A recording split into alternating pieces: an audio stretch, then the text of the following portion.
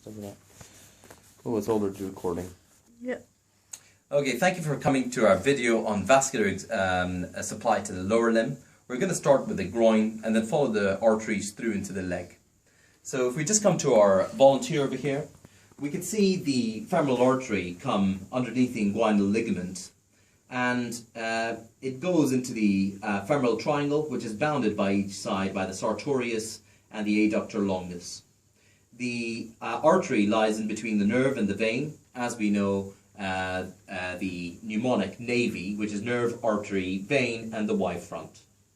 The femoral artery then enters Hunter's canal and travels inferiorly and exits the adductor hiatus on the medial aspect of the thigh.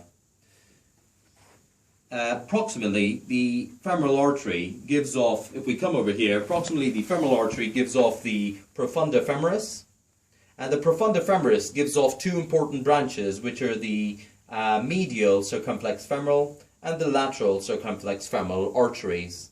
Both of these are the blood supply to the head of the femur. The medial circumflex femoral artery is more dominant.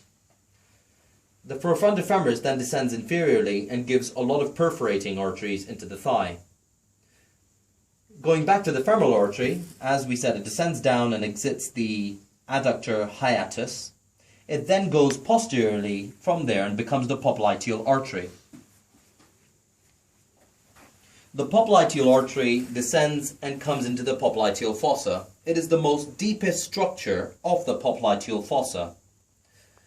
The popliteal fossa, the popliteal artery, then divides into the tibio-peroneal trunk, which is here. The tibio-peroneal trunk divides into the posterior tibial artery, which is here, and the peroneal artery. The peroneal artery goes laterally and supplies the lateral aspect of the foot with several perforating arteries. The posterior tibial artery descends down and goes posterior to the medial malleolus. So if you could just step forward with this leg. So the posterior tibial artery goes behind the medial malleolus, and as discussed in previous videos, the mnemonic of Tom, Dick, and, which is the posterior tibial artery, very naughty Harry, applies over here. So I advise you to look at previous videos for that. The posterior tibial artery can be felt in between, halfway in between the calcaneus and the medial malleolus. And if we just feel over here, you can feel it pulsating away. Thank you. If you just come forward, if you just come backwards again, I'm sorry. That's great. And now another important branch of the popliteal artery initially was the tibio-peroneal trunk, which gave off these two arteries, and then it also gave off the anterior tibial artery, which I will just depict over here and draw that out for you. Now the thing is that the anterior tibial artery then goes in to the interosseous membrane in between the tibia and the fibula, and then goes anteriorly. Anteriorly, the anterior tibial artery descends into the anterior compartment of the leg, and it goes with a deep peroneal nerve and goes all the way down and goes just lateral to the first metatarsal with the deep peroneal nerve, and therefore ends over here as the dorsalis pedis artery. And this can be felt by placing two fingers just lateral to the first metatarsal. So that's the course of the arteries. Please remember to... Is it still recording?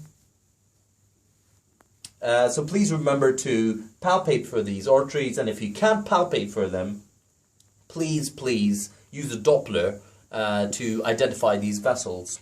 Furthermore, vascular examination consists of checking for capillary refill times. So press down for 5 seconds, release, and look for a response of within 3 seconds. Also check for the temperature of the foot as well. So that's the course of the arteries of the foot. Please look forward to our other videos. Thank you very much.